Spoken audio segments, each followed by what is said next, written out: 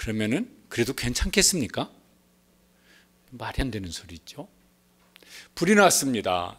소방대원들이 왔는데 그 안에 지금 불난 집에 사람이 갇혀 있는데 구조할 생각은 안 하고 불 끌 생각은 안 하고 불구경하고 있습니다. 그래도 괜찮겠습니까? 말이 안 되는 소리죠. 그런 건 이제 혈신성이 없어요. 왜 그렇게 하는 일은 없으니까. 혹시 어디가 이제 많이 아파서 응급실 119 불러가지고 응급실 갔습니다. 그런데 30분이라고 1시간이 지나고 2시간, 3시간이 지나도 의사가 아무도 와서 나를 어디가 아프냐고 물어보는 사람도 없네. 이런 비슷한 일은 아마 겪으신 분이 계실지 몰라요. 얼마나 이게 승질이 나고 열불이 나겠어요? 그 말이 안 되는 거예요. 지금 막 응급 환자로 왔는데 얼른 어떻게 진단하고 처치를 이제 해야 되겠죠. 그런 일도 사실은 거의 없습니다. 그 사람의 영혼이 죄에 빠져서 죄와 사망과 심판에 빠져 있는데 교회가 아무 일도 안 하고 있네. 그냥 관심도 별로 기울이지 않네. 그 영혼을 구조하려고 하는 일을 하지 않네. 그런 건 괜찮습니까? 그것도 말이 안 되는 일이에요.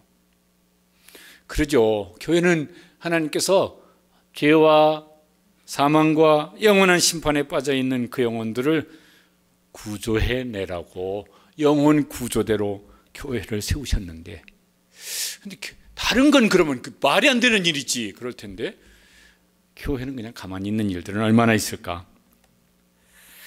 이제 교회가 뭐 회복돼야 된다 그러면 늘 이제 사도행전 교회, 초대교회 이런 이야기를 합니다. 오늘 말씀은 초대교회가 특별히 전도한 이야기인데 어떤 상황에서 전도를 했나, 어떻게 전도를 했나 그런 것이 나옵니다. 우리 교회가 이제 이렇게 코로나 이끈 무렵에 행복한 전도 축제 그래가지고 전도합시다. 그래서 이제 열심히 참여들 하고 또 어떤 분들은 아이고 해도 저분은 마음이 굳게 다쳐서 안 될는가 봐. 막 이래서 벌써 이제 마음이 이렇게 좀 낙심이 되는 분들도 이제 계시고, 우리 목장은 이번에 못하게 될 것 같아. 막 이래가지고 목장 전체가 이제 이렇게 좀 낙심이 돼 있는 이제 이렇기도 할 터인데 우리는 어떻게 하면 좋을까? 어떻게 해야 될까? 오늘 여기 말씀 보면 전도하면 서로 다른 두 가지 상반된 반응이 나옵니다. 하나는 2절에 보면 이제 이런 일이 나와요. 백성을 가르치고 전함을 싫어하여. 전도를 했더니 싫어하는 사람들이 나옵니다. 그것도 아주 싫어하고 막 심하게 싫어하는 사람들이 나왔어요. 그때도 초대교회가 전도해도 사람들이 싫어했어요. 아주 이렇게 심하게 싫어하면서 그 전도하는 것을 거부를 했습니다. 싫어하는 정도로 끝난 것이 아니고 그 다음 3절에 보면은 훨씬 더 심한 일이 일어났습니다. 읽어보실까요? 그들을 잡음에 날이 이미 저물었으므로 이튿날까지 가두었으니, 체포를 해서 구속해가지고 지금 감옥에 가둬버렸습니다. 전도하다가 체포되어져서 구속당해서 지금 감옥에 갇혀 있습니다. 그때 그 공권력, 공회라고 나오는데 이 공회의 권력으로 이들을 체포해버린 것이요. 그리고 감옥에 가둬놓아버린 것입니다. 이게 이제 공회라고 하는 것이 우리로 하면 입법, 사법, 행정 이런 어떤 권한을 다 가지고 있는 아주 막강한 권력기관입니다. 거기에 이렇게 두 그룹이 있어요. 한 그룹은 사두개인들입니다. 제사장 뭐 이렇게 어떤 뭐 이런 어떤 이제 현실적인 권력을 가진 사람들입니다. 이 사람들은 죽은 자의 부활을 인정하지 않았습니다. 예수님이 뭐 죽었다고 부활해? 예수님을 믿으면 무슨 뭐 죽어도 부활해? 그딴 말도 안 되는 소리가 어디가 있어. 이렇게 이제 생각하는 사람들이고, 또 한 부류는 이제 바리새인들이 있습니다. 이 사람들은 뭐냐면은 죽은 자의 부활을 인정하되 예수가 그리스도가 아니다. 예수는 우리가 기다렸던 메시아가 아니다. 그렇게 해서 이제 예수님이 그리스도라고 전도하는 것을 싫어했던 사람이에요. 그러니까 이 두 그룹 사람들한테 다 걸려요. 예수님이 죽으심과 부활하심을 전하는 것, 예수님은 그리스도이시기 때문에 그를 믿으면 죽어도 부활한다. 이 공회를 장악하고 있는 두 권력 그룹에 다한테 싫어하는 소리예요. 그래서 그들이 싫어했어요. 권력을 가지고 있기 때문에 권력으로 이들을 체포해서 구속시켜 놨습니다. 이제 이런 일이 생겼습니다. 그런데 이제 이런 일만 생기느냐면 아니에요. 전도를 하면은 싫어하는 사람, 반대하는 사람이 꼭 생기는데 그런 사람들만 생기냐면은 그렇지가 않고, 거기 4절에 보면 이런 사람들도 생겼습니다. 같이 읽어보시죠. 말씀을 들은 사람 중에 믿는 자가 많으니 남자의 수가 약 5천이나 되었더라. 어떤 사람도 생겼습니까? 싫어하는 사람도 있는데, 아주 강력하게 반대하는 사람도 있는데, 그런 사람들만 있는 게 아니고, 아 그렇구나, 그리고요 믿어요, 예수님을 믿어요, 믿어서 구원받는 사람들도 생겼습니다. 여기 다음에 6장 7절에 보면은 이런 사람들도 예수님을 믿었습니다. 누굽니까? 제사장의 무리. 이 사람들은 어떤 사람들이에요? 예수님의 죽으심과 부활, 그런 게 어디가 있어. 그래서 그런 사도들을, 그런 교회를 박해하고 체포하고 감옥에 가두는 이런 사람들이에요. 그 사람들도 처음에는 말도 안 되는 소리고 웃기는 소리고 그러는데 듣다가 어느 때 믿어졌어요. 맞네, 그 예수가 그리스도가 맞네. 그분을 믿으면은 죄 사함을 받을 뿐만 아니라 구원받아 하나님의 자녀가 되어지고, 그 다음에 영원한 생명을 얻고, 죽어도 예수님처럼 부활 생명으로 영원히 살게 되네. 그게 믿어졌어요. 이 도의 복종하니라는 그 말이거든요. 전도하면 이 두 가지가 이제 함께 생깁니다. 그래서 전도를 해야 합니다. 말도 안 되는 소리고 싫어하고 거부하는 사람도 있지만은 예수님을 믿는 사람도 꼭 생기기 때문에, 그래서 전도는 해야 합니다. 또 포기하면은 안 됩니다. 감사하게도 우리 중에는요, 이렇게 모시고 저기 가서 물 한 컵 이렇게 드시게 하세요. 원래 기관지가 좀 이렇게 약하셔서 기침을 하십니다. 우리 중에도 이제 이런 분들이 계실 거예요. 어떤 분들은 모태신앙입니다. 그래서 그냥 다니다 보니까 어느 때 내가 예수님을 믿는 사람이네, 이제 이런 분들도 계시겠고, 어떤 분들은 처음부터 마음이 이렇게 열려 있어서 누가 나 좀 교회 좀 데려가 주면 안 되나, 그래가지고 이제 와서 한 번, 두 번 막 설교 듣고, 누가 또 뭐 무슨 성경 공부하다 맞네, 그리고 예수님이 구주이심을 믿어져서 그래서 이제 믿는 분도 계실 거예요. 근데 어떤 분들은 말도 안 되는 소리 하지 마, 나한테 다시는 교회 가자고 하지 마, 막 이러다가 그래도 한 번만 요번만 와보지. 그래서 진짜 짜증나게 자꾸 그러네, 이거 마지막이야 요번이, 막 이래서 이제 왔다가 그날 듣다 보니까 맞네, 그리고 믿어져서 예수님을 믿는 분도 계세요. 우리 아버지가 대표적으로 그런 분이셨는데. 그래서 전도해야 됩니다. 그러면요 또 포기하지 말고 전도해야 됩니다. 어떤 사람은 처음부터 좋은 마음으로 나도 이제 한번 예수님 믿어봤으면 좋겠다, 이런 분도 계시지만, 처음에는 말도 안 되면서 웃기는 소리고, 너는 어떻게 멀쩡하게 생긴 놈이 그런 허무맹랑한 소리를 너는 그걸 믿는다고 그러냐, 막 이러던 분들 중에서도 어느 날 믿어져요. 얼마 전에 그렇게 세상 떠나신 그 이어령 박사, 뭐 한국의 대표적인 지성인이다, 뭐 이렇게 막 말들을 하더라고요. 그분이 반기독교인이었었거든요. 기독교 비판하는 글들을 많이 쓰고 그런 뭐 책도 쓰시고 이랬던 분입니다. 그런데 자기 딸이 이렇게 고난당하는 중에 그 딸이 전도를 했어요. 그리고 예수님을 믿게 되었어요. 그리고 이제 뭡니까? 예수님이 그리스도이신 것을 하는 뭐 책도 하고 간증도 많이 다니시고 그러셨어요. 그런 다음에 사람들이 그랬대요. 야, 이효령이가 변해도 사람이 이상해, 아주 이상해졌구나, 어떻게 이효령이가 예수를 믿냐, 뭐 사람들이 그렇게 했대요. 하나님이 믿어주시는 은혜를 주면 그런 분도 믿고, 마음이 열린, 처음부터 열린 분도 믿고, 믿어지는 은혜를 주실 것입니다. 그래서 전도해야 돼요. 우리가 전도하면 무슨 일이 일어날까? 두 가지 일이 다 일어날 겁니다. 웃기는 소리고, 말도 안 되는 소리고, 재수 없는 소리라고 막 이렇게 말씀하시는 분도 계세요. 어떤 분은 딱 이렇게 쳐다보고 있는데 앞에다 침 탁, 얼굴에는 안 뱉었으니까 감사하지. 딱 있는데 얼굴 쳐다보고 침 탁 뱉고, 재수 없어 아침부터. 그렇게 말씀하는 분도 계시더라고요. 그런 일도 당할 수 있지만은 그 중에 뭐예요? 예수님이 나의 구주시구나. 그래서 정말 예수님 믿고 그 인생이 예수님 안에서 내가 이런 은혜를 받았고 내가 이런 복을 누리는구나. 그러면서 영원한 복을 누리는 사람도 있습니다. 그런데 우리가 전도하지 않으면 두 가지 일이 다 일어나요.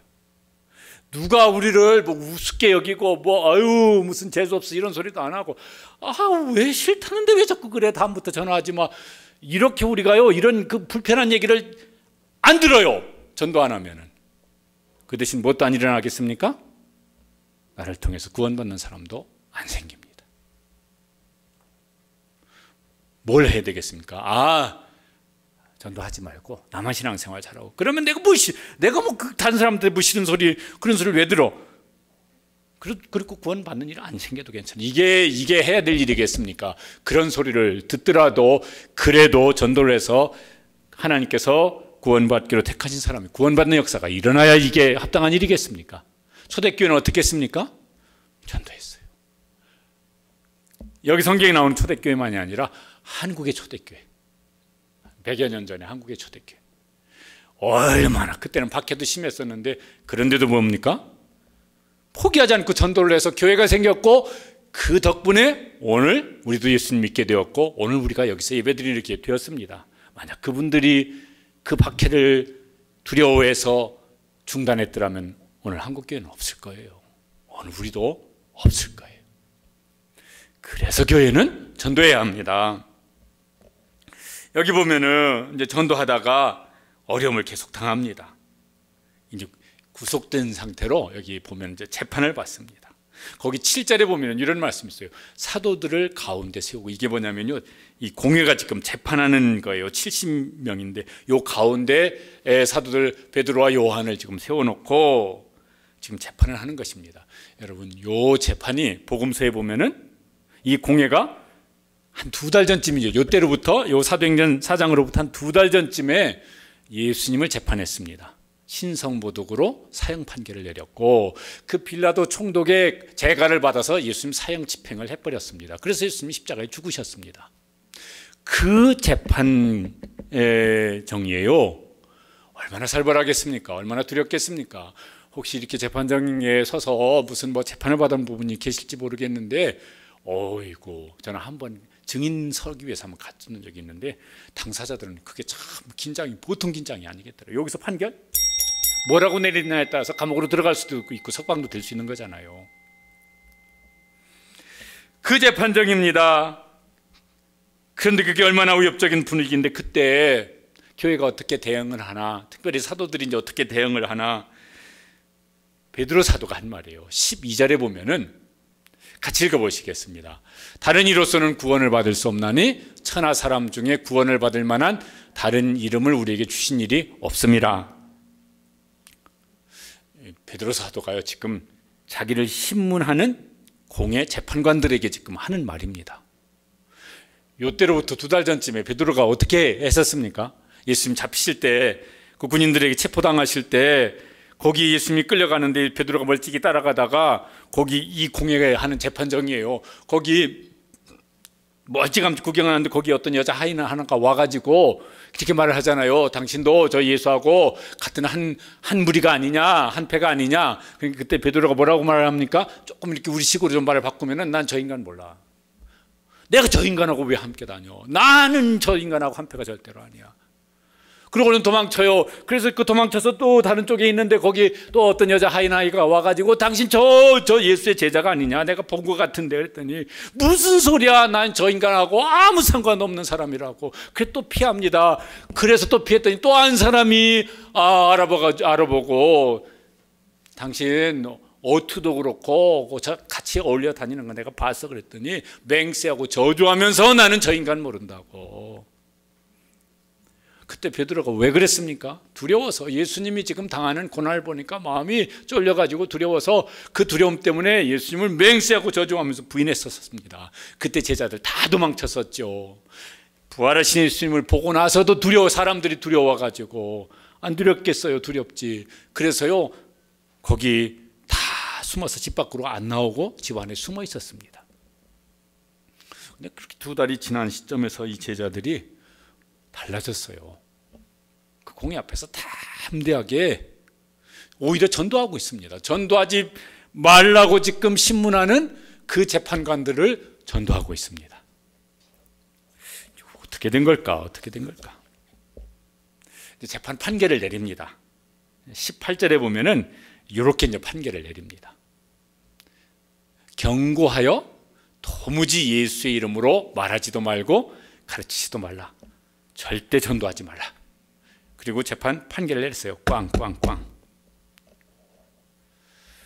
이쯤 되어지면 어떻게 해야 될까요? 여러분 같으면 이쯤 되어지면 어떻게 하면 좋겠습니까? 법으로 금지했잖아. 그리고 못 봤어. 체포돼 가지고 구속당한다니까. 조금 잠잠해질 때까지 기다리자고. 좀 분위기가 좀 이렇게 분위기가 좀 나아질 때까지 좀 지혜롭게 우리가 행동하자고. 그럴 수 있을 것 같은데 초대교회는 그렇게 안 했어요. 거기 19절, 20절에 보면은 저것도 이제 베드로와 요한이 그렇게 판결을 내린 공회 앞에 지금 한 말입니다. 읽어보시죠. 하나님 앞에서 너희의 말을 듣는 것이 하나님의 말씀을 듣는 것보다 옳은가 판단하라. 우리는 보고 들은 것을 말하지 아니할 수 없다.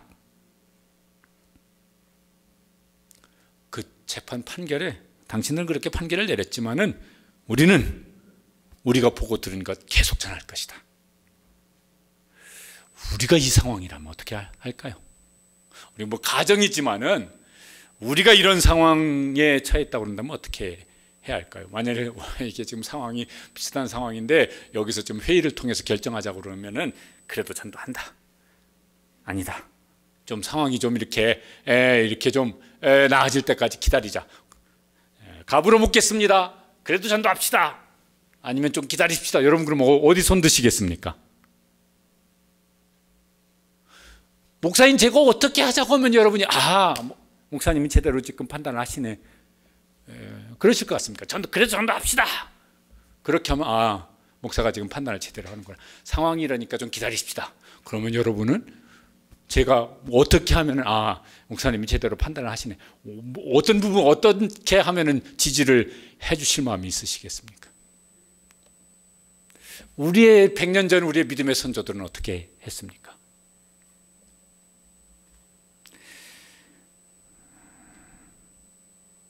근데 초대교회는 그렇게 했어요. 우리의 믿음의 선조들도 그렇게 했어요. 그래서 지금 여기 교회가 있어요. 왜 그렇게 막 2달 전에 그렇게 두려워서 막 숨고 지내고 그렇게 맹세하고 부인하고 난 예수 모른다고 막 했던 왜 이렇게 변했을까? 그러면은 거기 4장 8절에 보면 이런 내용이 있어요. 이에 베드로가 어떤 상태였습니까? 성령이 충만했습니다. 그런데 베드로만 그런 것이 아니라 그 앞에 보면은 사도행전 2장에 보면은 성도들이 다 그랬었어요. 그들이 다 성령의 충만함을 받아. 이 성령 충만을 받으면은 그 중에 한 가지가 이제 이런 것이 마음에 뚜렷해지는 것 같아요. 전에는 그 사람이 두려운 사람이어서 그 사람 때문에 내 마음이 자꾸 위축되어져. 마음이 쫄려. 그런데 그 사람보다 하나님이 훨씬 크시다고 하는 것이 마음속에 내 마음을 사로잡아요. 그러니까 그 사람이 그닥 두려운 사람이 아니야. 그 사람이 내 마음을 그렇게 막 쫄게 막 나를 움직이는 사람이 되지 못해요. 전에는 그 현실이 나를 두렵게 하고 긴장하게 만들고 위축되게 만드는데 성령 충만을 받으면 하나님이 그 현실을 좌우하시는 주권자이시지. 하나님이 훨씬 더 현실보다 크게 보여져요. 그래서 현실은 그렇지만은 하나님이 함께 하시잖아. 그러면 됐지. 이럴 수 있는 담대함을 얻는 것이 성령 충만을 받으면은 그 사람 속에 일어나는 큰 일 중에 한 가지가 그런 일입니다. 그런 점에서 우리 교회가 모든 성도들이 성령 충만을 받는 은혜를 주시기를 주님의 이름으로 축복합니다. 지금도 우리의 외적인 상황이 막 이 초대교회처럼 무슨 박해받고 이런 것은 아니지만은 뭐 이렇게 우리를 좀 위축시키는 상황들이 이제 많아요. 코로나 때문에 그렇기도 하고, 또 코로나 겪으면서 교회가 예배를 그래도 예배를 드려야 된다 막 주장하고 막 이렇게 이제 하는 일들이 이제 이슈화되어지고 이러면서 부정적인 시각이 이제 많아졌어요. 지난 2주 전인가 이렇게 이제 국민일보 거기 이제 신문을 보니까 코로나를 겪으면서 종교별 호감도 뭐 이런 것이 이렇게 이제 설문이 나왔더라고요. 불교, 천주교 65.4%, 천주교에 대한 국민들이에요. 호감도. 불교 66.3%, 기독교 얼마 될 것 같습니까? 25.3%, 반, 3분의 1. 슬프더라고. 마음이 너무 슬프더라고요. 어쩌다 이렇게 된 거야 도대체.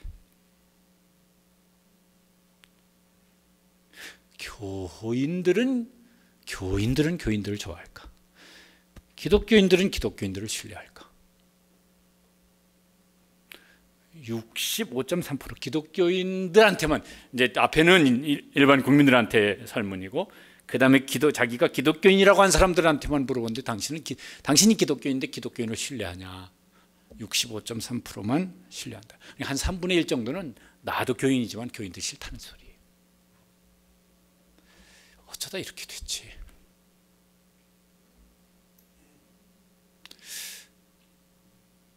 교회가 어떻게 달라져야 되느냐 이런 것 중에 목회자들이 정신 차려야 된다.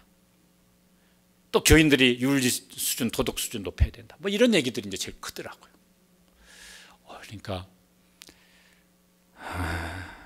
막 무슨 뭐 항변할 말도 있지만은, 그런데 세상 사람들이 보기에 기독교인들은 하류야, B급, C급이야. 뭐가? 그들의 도덕 윤리 수준이니 B급이고 C급이고 바닥이야. 그래서 그렇게 생각하는 분들한테 우리가 가서 전도를 해야 될까요? 말아야 될까요? 그럼에도 불구하고 슬프죠. 그리고 우리 정신 차리고 신앙생활 똑바로 해야 됩니다. 가서 예배만 드리고 왔다 가고 이게 아니고, 우리가 예수님을 믿으면 예수님처럼 살려고 발버둥 치고 애쓰고 사모하고 노력하고 해야 됩니다. 그게 신앙생활이에요. 교회만 왔다 갔다 하는 게 신앙생활 아니에요. 그러면 안 돼요. 그러면 세상 사람들이 교회 가면 너희들처럼 될까봐 교회 안 갈 거야 이러면은요, 우리가 무슨 말로 변명하고 설명을 하겠어요.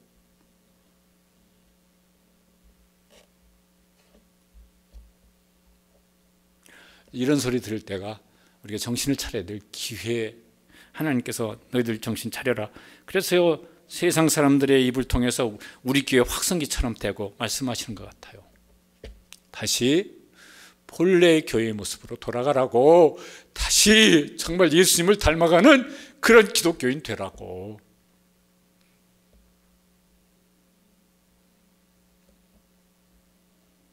그래도 전도는 해야 돼요. 무시당하는 소리 듣더라도. 왜냐하면 그래도 그 중에 하나님께서 우리의 전도를 통해서 구원하시기로 준비해 놓으신 사람들이 있기 때문에 그렇습니다. 우리가 박해받는 것도 아니잖아요. 막 무슨 뭐 감옥 갑니까? 예수 믿는다고. 북한은 뭐 그러죠. 오랫동안 북한은 박해받는 무슨 기독교 박해주스 1위인 나라, 오랫동안 그렇습니다. 금년에는 보니까 아프가니스탄 탈리반이 재집권하면서 이제 거기가 더 심해서 북한이 2위로 밀려났는데, 그렇다고 북한이 뭐 기독교에 대해서 조금이라도 무슨 옹호하는 이런 게 아니죠. 근데 거기 신앙 지키고 있는 분들 있잖아요. 빨리 북한이 개방되어질 수 있기를 기도하십시오. 그러면 그분들이 와서 간증을 하시면은, 여기 금요일 저녁에 와서 간증할, 이제 이런 분들처럼 간증할게요. 어떻게 그들의 신앙을 지켰는지. 우리는 박해받는 것도 아니지만 한국교회는 쇠퇴 중입니다. 주일학교, 무슨 뭐 청소년, 청년들을 막 떠내려가고 있어요. 어떻게 해야 될까? 우리가 뭐 초대교회보다 뭐 상황이 더 어려운가? 아닌데. 그들처럼 우리가 박해받는 거, 위협받는 거 그런가 그러면 아닌데. 어떻게 해야 될까? 다시 이제 우리가 뭐가 회복되어질 때요, 기준이 있어야 돼요. 그런 점에서 성경에는 이제 최초의 교회의 모습이 있고, 그냥 여러분 한국 교회 그럼 잘 모르시잖아요. 그럼 검색해 보세요. 뭐 한국 초대 교회 인터넷에 그러면요, 정말 그때 우리의 믿음, 100년 전 우리의 믿음의 선조들이 어떻게 신앙을 지켰는지 이제 그런 것들이 이제 이렇게 기사들이 많을 거예요. 여러분 혹시 전철 타실 일 있으면요, 몇 호선이야? 저기 그 양화대교를 건너가는 전철? 그게 몇 호선인가? 하여튼요, 거기 이쪽에서 아래 남쪽에서 저 북쪽으로 건너가다 보면은요, 그렇게 오른편에 성당이 하나 보입니다. 거기 합정동인가 이렇게 거기 그쪽에 성당 이름이 절두산 성당이에요. 이름부터 살벌하잖아요. 이거 절 그렇게 붙인 거예요. 언젠가 그 성당을 가서 거기 있는 신부한테 한번 설명을 들었습니다. 그게 뭐 옛날에 무슨 신미양, 병인양, 효과세 그런 거 있었잖아요. 그때 박해받을 때 밑에다가 그 천주교인들 쭉 세워놓고 죽음이냐 신앙이냐 양자택일해라. 나 그래도 신앙 지킨다. 그러면 올라와서 그 망나니 막 나오잖아요. 그 나오는 거 목 쳐가지고 한강에 집어던지고, 다음 올라와. 너는 어떻게 할 거냐? 신앙 지킨다. 목 쳐서 한강에 집어던지고. 102명의 목을 잘라서 한강에 집어던졌대요. 거기에 기념 성당을 세워서 이름을 절두산 성당이라고 붙였다고 그러더라고. 그러면서도 그 신앙 지키고 전도를 했어요. 그래서 오늘날 우리가 여기 있어요.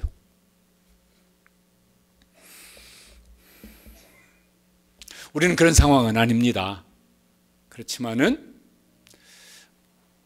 싫은 소리 좀 듣더라도 전도를 하면은 우리를 통해서 우리 가족 중에 혹은 배우자 중에 혹은 자녀 중에 부모 형제 중에 우리 가까이 있는 이웃 중에 하나님께서 그런 것을 감수하고라도 우리가 전도하고 복음을 전하면은 하나님께서 꼭 그 중에 예수님 믿고 구원받는 그런 구원의 은총을 베풀어 주는 역사가 꼭 일어나게 될 줄로 믿습니다. 이제 이 재판은 판결을 받은 성도들이 이렇게 그 교회로 옵니다. 그때 사도들은 구속돼 재판을 받고 있었고 교회는 모였으니 기도하고 있었거든요. 그런데 이제 이 판결 소식을 교회에게 전달해 줍니다. 그 소식을 들은 교회가 어떻게 하느냐? 그게 이제 여기 24절에 보면 이렇게 나옵니다. 24절만 함께 읽어보시겠습니다. 그들이 듣고 한 마음으로 하나님께 소리를 높여 위기를 당하니까 이제 한 마음이 되어집니다. 위기를 당하면은 마음이 막 이렇게 뿔뿔이 흩어질 수도 있는데 그러면 참기 어렵죠. 한 마음이 되어서 하나님께 소리를 높여 기도하는 것입니다. 뭐라고 기도하냐면은 29절에 보면 이제 오늘 읽은 29절에 보면 저렇게 기도를 했습니다. 같이 읽어보시죠. 주여 이제도 그들의 위협함을 굽어보시옵고 또 종들로 하여금 담대히 하나님의 말씀을 전하게 하시오며. 위협이 없어지길 기도합니까? 그 기도는 안 하죠. 그렇게 되면 좋기는 하겠는데, 그런데 그 위협 앞에 굴복당하지 않게 해주십시오. 그 위협을 두려워해서 우리가 전도하는 것을 중단하지 않게 해주십시오. 오히려 더 위협 앞에 우리 마음이 담대해져서 하나님의 말씀을 전할 수 있도록 그렇게 우리에게 담대함을 주십시오. 전도하면서요, 마음이 이렇게 우축되어지는 분들은 우리도 오늘 이 기도를 힘써 할 수 있게 되시기를 바랍니다. 이렇게 상상을 해보시면 이 기도를 들으시는 하나님의 마음이 어떠실까? 하나님의 마음이 얼마나 이렇게 뜨거우실까? 하나님의 마음이 얼마나 감동이 되지 않으시겠습니까? 그 기도를 들으면서 야 고맙다, 너희가 이런 기도를 하는구나 이래서 막 하나님께서요 그 교회를 보시면서 막 고마우셨을 것 같아요. 또 무슨 기도를 하냐면은 30절에 이런 기도를 합니다. 오늘도 우리가 이 기도를 하고 이런 기도를 해야 될 성도들이 이제 계신데 같이 읽어보시죠. 손을 내밀어 병을 낫게 하시옵고 표적과 기사가 거룩한 종 예수의 이름으로 이루어지게 하옵소서. 그때도 병든 사람 아픈 사람 많은데 하나님 우리가 기도할 때 예수님의 이름으로 기도할 때 그가 나아지고 문제가 해결되어져서 야 하나님이 진짜 우리를 도우시는구나 이래서 예수님 믿을 수 있는 마음의 문이 열려지게 해주시옵소서. 지난주간에요 말씀드렸지만 76세 되신 성석천 성도님이 계세요. 교회를 나오시다가 코로나 때 한 2년 반 동안 이제 안 나오세요. 폐암 진단을 받으셨어요. 4기. 그리고 전이가 됐대요. 얼마나 이제 마음이 이제 이렇게 무거우실 거예요. 다시 나와서 예배드리고 싶다는 그 제일 뭐 다른 이런저런 말씀도 하셨지만은 아마 그게 제일 마음속에 있는 간절한 소원일 거예요. 여러분 기억하고 기도해 주시길 바랍니다. 그 질병 때문에 살아계신 하나님을 경험할 수 있고 그래서 다시 신앙이 회복되어질 수 있도록 기도해 주시길 바랍니다. 제 개인적인 얘기라서 그런데요. 어제 말고 그 전주 토요일 날 저희 가족들이 한번 모였어요. 이제 저희 조카아이가 시골에 살고 있는 형이 있는데 금년에 70인데 그 이제 조카아이가 작은아버지 이렇게 우리 아빠 이렇게 칠순 생일인데 형제들 모여서 한번 밥을 먹었으면 좋겠습니다. 그래 알았다. 그런데 할 수 있으면은 다들 연락을 해라. 형제들만 모이지 말고. 왜냐면 니네 아버지 거의 죽었다 살아난 사람이야. 왜냐면요 한 3년 전에 폐암 진단 받았거든요. 말기 열었더니 암세포도 너무 크고 또 뭐 어디 걸쳐 있고 그래가지고요 수술을 못하고 그냥 항암 방사선 항암만 이제 한참 했습니다. 그리고 이제 다 끝나고 괜찮아졌다고 그때 2달 뭐 3달 만에 가도 이제 괜찮다고. 그래서 죽다가 살아나는 사람 칠순이니까 그렇지 않으면 그냥 식구들끼리 모여서 밥 먹으면 되는데 다 모이라고 그래서 저희가 9남매잖아요. 그 다음에 조카들 결혼한 조카들 조카 손주들까지 다 데리고 한 50명이 앉아 모여서 이제 밥을 먹었습니다. 그리고 생일 축하 노래를 불러줬어요. 저 위기가 하나님께서 하나님이 나를 도우시는구나 하나님께서 나를 붙잡아 주시는구나 그 기회가 되어질 수 있어요. 또 하나님은 그렇게 우리 가운데 지금도 일하시기를 원하시고 계십니다. 그래서요 우리 중에 막 아프신 분이 됐든 뭐 다른 삶의 어떤 어려움을 겪고 있는 분들 정말 간절히 기도해 주셔서 그것이 그 기회가 하나님께서 그분을 도우시고 살아계신 하나님이 그분 속에 역사하시는 일들이 일어나는 기회로 삼을 수 있게 되시기를 주님의 이름으로 축복합니다. 꼭 그렇게 되었으면 좋겠어요. 그냥 고생만 하고 끝나면 안 되잖아요. 그 기도를 하나님이 들으시고 가만히 계실 수가 없으셨던 것 같아요. 그래서 31절에 보면은 이렇게 되어 있습니다. 31절 말씀 보시면은 빌기를 다함에 모인 곳이 진동하더니 저게 뭐죠? 하나님이 그 자리에 임재하신 것을 표시해 주셨어요. 하나님은 늘 우리와 함께 계시는데 그런데 어떤 때는 내가 너와 함께 있다고 하는 것을 하나님이 확 표시를 내주실 때가 있으세요. 그걸 이제 우리가 하나님의 임재라고 그래요. 근데 그건 이렇게 평안할 때는 잘 경험 못하는 것 같아요. 정말 우리가 어떤 삶의 고난을 겪고 정말 어떤 절박한 상황을 겪고 그래서 막 정말 간절히 부르짖는 어떤 사람들이 경험하는 특별한 체험입니다. 우리 중에도 그런 체험이 필요하신 분들이 계세요. 그 체험 없어도 신앙생활 잘하시는 분도 계시지만 그런 분들에게는 그런 체험을 할 수 있는 은혜도 주시기를 간절히 원합니다. 반대하는 사람들만 함께 하는 것이 아니라 누구도 함께 하십니까? 하나님도 함께 하세요. 그런데 그것을 체험할 수 있는 예루살렘 교회는 그것을 체험하면서 나가는데 우리 교회도 그렇게 될 수 있게 되기를 간절히 원하고 또 축복합니다. 그래서 마음속에 담대함이 더 커졌으면 좋겠어요. 그리고 어떻게 하냐면은 그들 가운데 다시 성령님이 충만히 임하시고 더 이제 확신을 갖고 그 다음에 이제 뭐 하냐면 그들이 원했던 대로 다시 이제 담대히 하나님의 말씀을 전하는 교회가 되어집니다. 언제 성령님께서 우리 가운데 충만히 임하시기를 기뻐하실까? 성경에 보면 그것도요 무슨 공식은 아니지만 원리가 있어요. 예수님께서 십자가 달리시기 바로 전날 저녁에 이런 말씀을 하셨습니다. 요한복음 16장 13절에 보면은 같이 읽어보실까요? 진리의 성령이 오시면 그가 너희를 모든 진리 가운데로 인도하시리라. 진리는 예수님 당신 자신을 가리키는 것인데 내가 곧 길이요 진리요 생명이니 성령님을 어떻게 설명하느냐면 그리스도의 영으로 말씀하는 데가 있어요. 성령님은 그리스도의 영이세요. 진리의 영이세요. 그래서 성령님이 그에게 오시면은 예수님이 누군지를 알게 하세요. 믿어지게 하세요. 그래서 우리가 전도할 때 성령님께서 그분 속에 예수님이 누구신지를 알고 믿어지는 은혜를 구하면서 전도하게 되시기를 바랍니다. 나는 믿음이 잘 없는 것 같아요. 그런 분들은 기도하실 때 성령님 제가 그게 예수님 저게 뭔 소린가 이러는데 예배 드리는데 난 싫어 그런데도 막 끌려온 분 별로 안 계시잖아요. 그러다 보면 신앙생활 해봤으면 해서 안 믿더라도 오신 분들이 계시잖아요. 그러면은 성령님께서 믿어지는, 그렇구나, 그렇구나.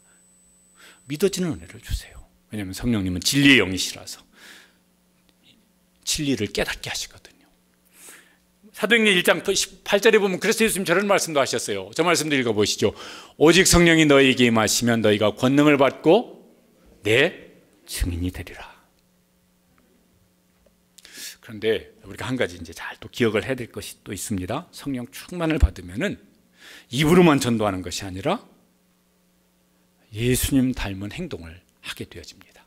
사랑을 실천하는 거예요. 그래서 4장 32절에 보면은 성령 충만 받았던 교회가 하는 일이 나옵니다. 한번 읽어보시죠. 믿는 무리가 한 마음과 한 뜻이 되어 모든 물건을 서로 통용하고 자기 재물을 조금이라도 아끼는 자기 것이라 하는 이가 하나도 없더라. 사도신경 신앙 고백할 때 성도가 서로 교통하는 것과 코이노니아 그러죠. 그게 더 일반적인 말로는 성도의 교제예요. 성령 충만 받은 예루살렘 교회가, 초대교회가 성도의 교제를 어떻게 했냐면은 저렇게 했습니다. 내 주머니, 네 주머니 별로 안 따졌다는 거예요. 내 지갑, 내 카드, 네 카드 별로 안 따졌다는 거예요. 내 거, 네 거 별로 안 따졌다는 거예요. 내 거지만은 나는 있는데 너 없어? 그럼 우리 같이 먹자고, 같이 쓰자고 그랬다는 거예요. 저게 성도의 교제라고. 저게 성경에 나와 있는, 저 구약에도 나와 있는 율법의 정신이에요. 이웃사랑을 어떻게 해야 되느냐? 그렇게 하는 것이라고.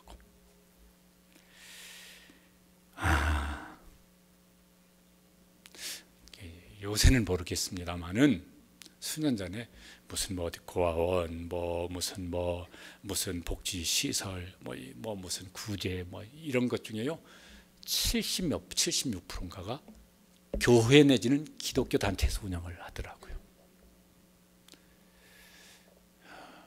근데도 욕먹어. 그거 좀 지혜롭게 좀 잘했으면 좋았을 텐데 지혜롭게 잘 못해서 그랬는지 그런데도 욕먹고 있어요. 아니 욕먹어도 괜찮아요. 하면 됐지 하면 됐지.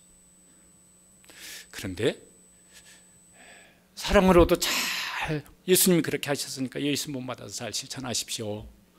그리고 그것을 입으로도 복음으로 잘 전할 수 있게 되시기를 바랍니다.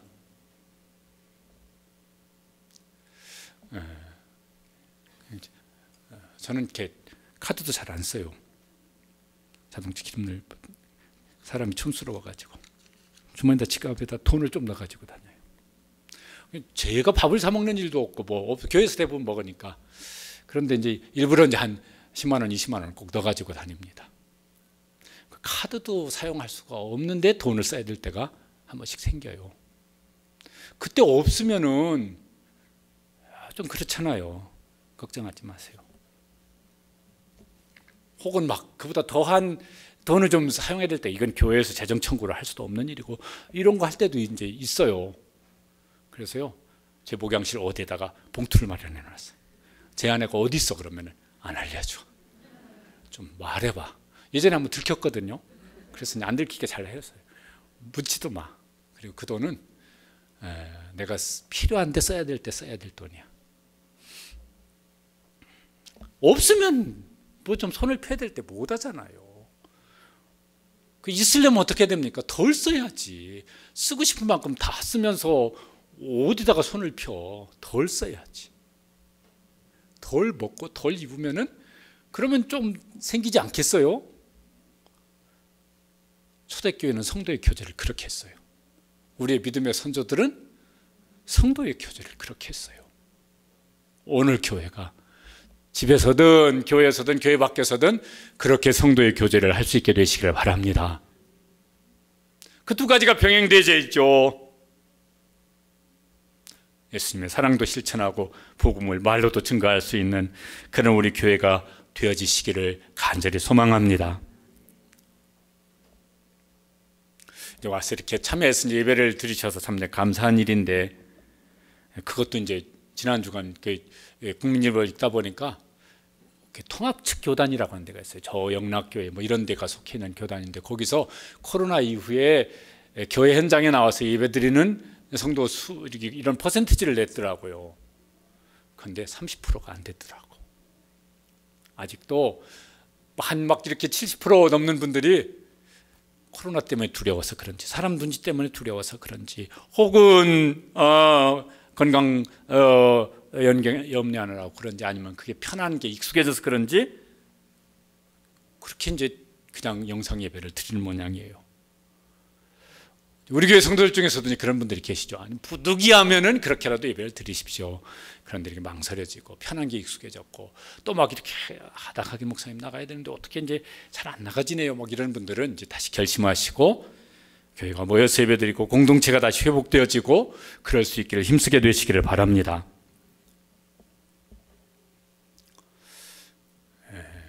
자동차 타고 이제 라디오 듣고 가는데요, 이런 노래가 나오더라고요. 연애는 필수, 결혼은 선택, 마음이 끌리는 대로 살아야 해, 막 이러면서 신나게 노래를 부르더라고요. 옛날에는 뭐예요?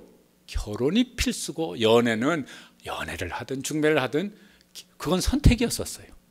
근데 세상이 이제 바뀌었어. 선택과 필수가 바뀌어버렸어요. 또 이런 것도 바뀐 것 같아요. 전에는 이제 결혼하면 애 놓는 건 필수예요. 그래서 막 아이가 안 생기면 막 이렇게 애간장을 놓으면서 임신, 아이를 낳을 수 있기를 사모했었어요. 그런데 지금은 뭐예요? 아이 놓는 것이 선택이 된 것 같아요. 전에는 아이 놓는 것이 필수였는데 이제는 아이 자녀를 낳는 것은 선택이 된 것 같아요. 초대 교회는 전도는 필수였었어요. 한국교회 우리의 믿음의 선조들도 전도하는 것은 필수였었어요. 근데 지금은 이제 선택이 돼버린 것 같아요. 그것도 별로 선택하지 않는 선택이 되어버린 것 같아요. 다시 이제 원래 모습으로 되돌아갔으면 좋겠습니다. 우리가 이제 행복한 전도 축제 이래가지고 전도 축제를 하고, 또 성도들이 이렇게 열심히 나름대로 참여하려고 애쓰는 분들이 많으셔서 목사로서 참 고맙고 감사하고, 또 어떤 분들은 막 보면은 막 안 된다고 그럽니다. 그런 분 보면은 안쓰럽기도 하고 미안한 마음이 들기도 합니다. 하나님께서도 굉장히 기뻐하실 것 같아요. 물에 빠진 사람은 119 구조대가 건져내야 돼요. 구경하면 안 돼요. 말도 안 되는 소리. 얼른 건져내야지. 불난 집에 그러면요, 소방서 구조대가 와가지고 얼른 들어가서 건져내야 돼요. 팔짱 끼고 앉아서 어이구 저거 막 불 활활 타고 있는데 구경하고 있으면 이거 말도 안 되는 거예요. 교회는 뭐예요? 영혼 구조대라니까. 그러니까요, 죄와 사망과 영원한 심판에 빠져 있는 사람 구조해내야죠. 이 일을 우리가 힘써 감당하는 우리 시화동산교회, 또 각 목장도 되시고 그렇게 앞장서는 우리 성도들도 되시기를 주님의 이름으로 간절히 부탁드립니다. 우리 함께 기도하시겠습니다.